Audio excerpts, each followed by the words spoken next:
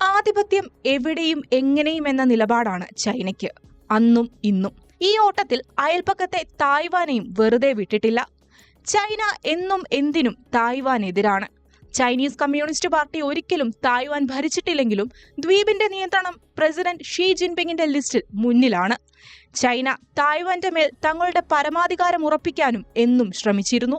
സ്വയംഭരണ ജനാധിപത്യ രാജ്യമായ തായ്വാനെ തങ്ങളുടെ പ്രദേശത്തിന്റെ ഭാഗമായാണ് ബീജിംഗ് കണക്കാക്കുന്നത്.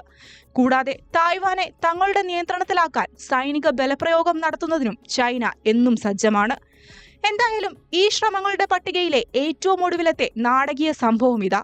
തായ്വാൻ സ്വതന്ത്ര വിഘടനവാദികൾ കൂടുതൽ ശക്തരാകുമ്പോൾ അവരുടെ കഴുത്തിലെ കുരുക്ക് കൂടുതൽ മുറുകുകയാണെന്നും അവരുടെ തലയ്ക്ക് മുകളിൽ തൂങ്ങിക്കിടക്കുന്ന വാളിന് മൂർച്ച കൂടുകയും ചെയ്യുമെന്ന ഭീഷണി മുഴക്കിയിരിക്കുകയാണ് ചൈനീസ് സൈനിക വക്താവ് വു ക്വിയാൻ.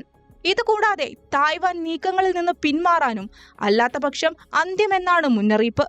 ചൈന തായ്വാൻ യുദ്ധഭീഷണിയെക്കുറിച്ചുള്ള തുടർച്ചയായ ഊഹാപോഹങ്ങൾക്കിടയിലാണ് ഈ മുന്നറിയിപ്പ്.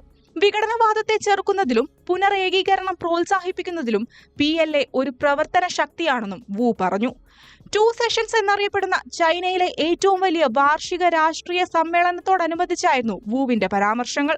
2025 ബീജിംഗ് പ്രതിരോധ ബജറ്റിൽ 7.2% വർധനവ് പ്രഖ്യാപിച്ചതിന് ദിവസങ്ങൾക്ക് ശേഷമാണ് ചൈനയുടെ 2 സെഷൻസ് നടക്കുന്നത്. ഈ വർഷത്തെ നടപടിക്രമങ്ങൾക്കിടയിൽ വളരെ വേഗത്തിലുള്ള സൈനിക നവീകരണ പ്രചാരണവുമായി മുന്നോട്ടു പോകുമ്പോഴാണ് ബജറ്റ് വർധനവുണ്ടായത്. 2024 അതേ ശതമാനത്തിലുള്ള വർധനവ് അമേരിക്കയുമായുള്ള തന്ത്രപരമായ മത്സരം ശക്തമാകുമ്പോൾ ചൈനയുടെ സായുധ സേനയുടെ നവീകരണം ബലപ്പെടുത്തും. തായ്വാന്റെ ഏറ്റവും പ്രധാനപ്പെട്ട പിന്തുണക്കാരനും ഏറ്റവും വലിയ ആയുധ വിതരണക്കാരനുമാണ് അമേരിക്ക. അതുകൊണ്ട് തന്നെ ചൈനയും അമേരിക്കയും തമ്മിൽ യുദ്ധത്തിന് സാധ്യതയുള്ള ഒരു പ്രധാന കേന്ദ്രമാണ് തായ്വാൻ. തായ്വാൻ ചൈനയുടെ നിയന്ത്രണത്തിലാകുന്നത് ചൈനീസ് ജനതയുടെ പൊതുവായ പ്രതീക്ഷയും നീതിയുക്തമായ ലക്ഷ്യവുമാണെന്നും ചൈനയെ നിയന്ത്രിക്കാൻ തായ്വാനെ ഉപയോഗിക്കുന്നത് ഒരു പുൽച്ചാടിയുടെ കൈകൊണ്ട് ഒരു കാറ് തടയാൻ ശ്രമിക്കുന്നത് പോലെയാണെന്നും വു പറഞ്ഞു. കഴിഞ്ഞ മാസം തായ്വാന്റെ തെക്ക് ഭാഗത്ത് ലൈവ് ഫയർ അഭ്യാസങ്ങൾ നടത്തിയതിന് തായ്വാൻ പ്രതിരോധ മന്ത്രാലയം ചൈനയെ അപലപിച്ചു. എന്നാൽ ബീജിംഗ് ഈ അഭ്യാസങ്ങളെ റൊട്ടീൻ അഥവാ പതിവ് അഭ്യാസങ്ങളെന്ന് ന്യായീകരിച്ചു. തായ്വാനിൽ ചൈന സൈനിക സമ്മർദ്ദം ശക്തമാക്കിയിരിക്കുകയാണ്.